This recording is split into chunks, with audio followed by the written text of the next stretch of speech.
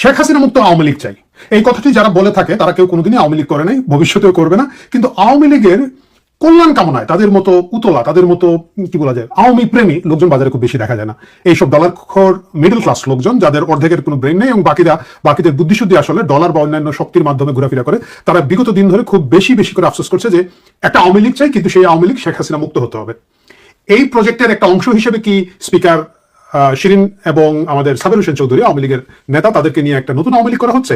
বাজারে এই গুজবটা দীর্ঘদিন ধরে ঘুরে ফিরে যাচ্ছে। আমরা দেখলাম স্পিকার শিরিনকে, সাবেক স্পিকার শিরিনকে খুব দ্রুতই মুক্তি দেওয়া হলো। খুব ভালো, ওনার যে বয়স, শারীরিক অবস্থা, সামাজিক সম্মান সবকিছু মিলিয়ে তার অবশ্যই জামিন পাওয়ার অধিকার আছে এবং তাকে খুব দ্রুত জামিন দেওয়া প্রয়োজন ছিল। কিন্তু এটা কি খুব স্বাভাবিক ঘটনা? আমরা দেখতে পেলাম, কারণ হচ্ছে ওয়াকার ইউনূসের যে সরকার যে রেইন অফ টেরর চালিয়েছিল, একই ঘটনাটা কিন্তু সরকার পরিবর্তনের সাথে সাথে কোনো ধরনের পরিবর্তন হয় নাই, এখন একই অবস্থা আছে। আমরা দেখতে পাই তৃণমূলের সবচেয়ে কি বলা যায় একেবারে নিচু স্তরের যে নেতাকর্মী, তারাও কিন্তু মাসের পর মাস, বছরের পর বছর জামিন পাচ্ছে না।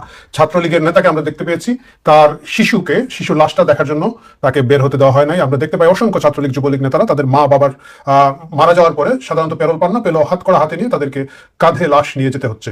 এই যখন অবস্থা, তখন আওয়ামী লীগের শীর্ষ নেতারা যারা গ্রেফতার আছেন, প্রায় 1.5 শতাধিক সাবেক এমপি গ্রেফতার আছেন, তাদের তো মুক্তি পাওয়ার কোনো প্রশ্নই ওঠে না। সে বাইরে আছেন। আপনি যদি দেখেন, একেবারেই স্বতন্ত্র নির্বাচন করেছিলেন একসময় যুবলীগ নেতা ব্যারিস্টার সুমন, বহুল আলোচিত নেতা ব্যারিস্টার সুমন সহ আরো অসংখ্য সুশীল মানুষকে আটকে রাখা হয়েছে। শাহরিয়ার কবিরকে, যিনি অলমোস্ট জীবনমৃত অবস্থা আছেন, তার জীবনের একমাত্র অপরাধ হচ্ছে রাজাকারের বিরুদ্ধে আন্দোলন করা। তিনি আওয়ামী লীগের কোনো সুবিধাভোগী ছিলেন না, সুফলভোগী ছিলেন না, সরকারের সাথে ছিলেন না, কিন্তু তাকে আজকে অনেকদিন ধরে আটকে রাখা হয়েছে এবং তার জামিন হচ্ছে না। প্রফেসর বারাকাত সহ আরো অসংখ্য মানুষের আর পরে জামিন হচ্ছে না। বড় বড় সাংবাদিকদের জামিন হচ্ছে না ফারজানা রূপার মতো সাংবাদিকদেরকে। এবং কেন তারা বছরের পর বছর থাকবেন, এই প্রশ্নটা কোথাও উঠছে না। চারিদিক শুনশান।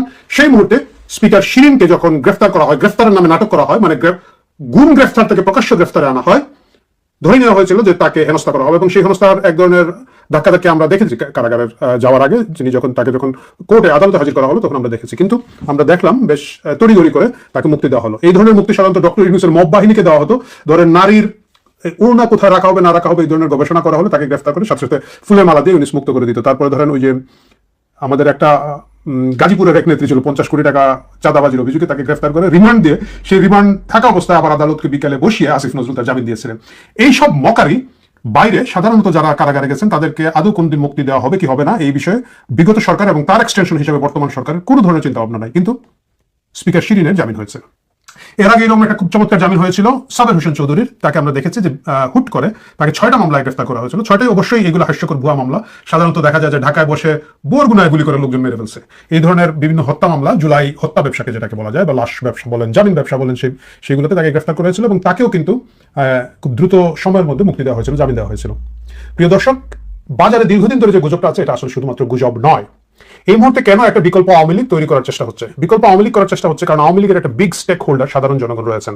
এদের একটা বড় অংশ গত নির্বাচনে জামাত শাসিত ইউনূস সরকারের থেকে মুক্তি পাইতে এবং প্রকাশ্য জামাতের সরকার থেকে নিজের জান বাঁচাতে, যেটা আমাদের শ্রদ্ধা সাংবাদিক নুর কবির ভাই বলেছেন যে নাকে রুমাল চেপে ধানের শীষে ভোট দিয়েছেন।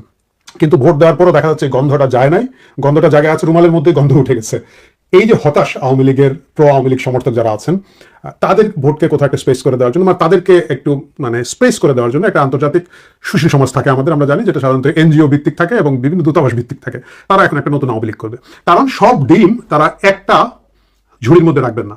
তারা যেটা করবেন যে জামাতকে একটা প্রেশার দেওয়ার জন্য একটা আওয়ামী লীগ থাকবে, বিএনপিকে একটা প্রেশার দেওয়ার জন্য একটা আওয়ামী লীগ থাকবে। কিন্তু সেই আওয়ামী লীগ আবার প্রকৃত আওয়ামী লীগ হতে পারবে না। কেন প্রকৃত আওয়ামী লীগ হতে পারবে না? প্রকৃত আওয়ামী লীগ হচ্ছে একটা খতরনাক জিনিস। তাকে যদি আপনি 1 ইঞ্চি জায়গা দেন, সে কিন্তু সাথে সাথে 1 গজ জায়গা নিয়ে নিবে। এটা যে বলে যে সুই হয়ে ঢুকে ফাল হয়ে বেরোবে, এটা সুই হয়ে ঢুকে শের শাহের কামান হয়ে বের হয়ে যাবে। এই ঝুঁকিটা তারা নিবে না, এবং এই ঝুঁকিটা তারা নিবে না বলে একটা শিশু আওয়ামী লীগ তৈরির প্রচেষ্টা চলছে, গোয়েন্দারা করছে। আমি জানি আপনারা অনেকেই বলবেন যে এটা অতিরঞ্জিত কল্পনা, কিন্তু বিশ্বাস করুন, আমাদের সূত্র বলছে যে এই ধরনের আলাপ আলোচনা দীর্ঘদিন ধরে চলছে এবং সেই আলোচনার প্রেক্ষিতেই এই সম্ভাবনাটা এখন আরো অনেক বেশি তৈরি হয়েছে। কারণ আন্তর্জাতিক মহল, সুশীল মহল যারা আছেন, তাদেরকে তো বোঝাতে হবে দেশে গণতন্ত্র আছে এবং সকল ভালো আওয়ামী লীগ, সকল ভালো লোকজন, কি বলা যায়, রাজনীতিতে আছেন, খারাপ লোকজন চলে গেছেন।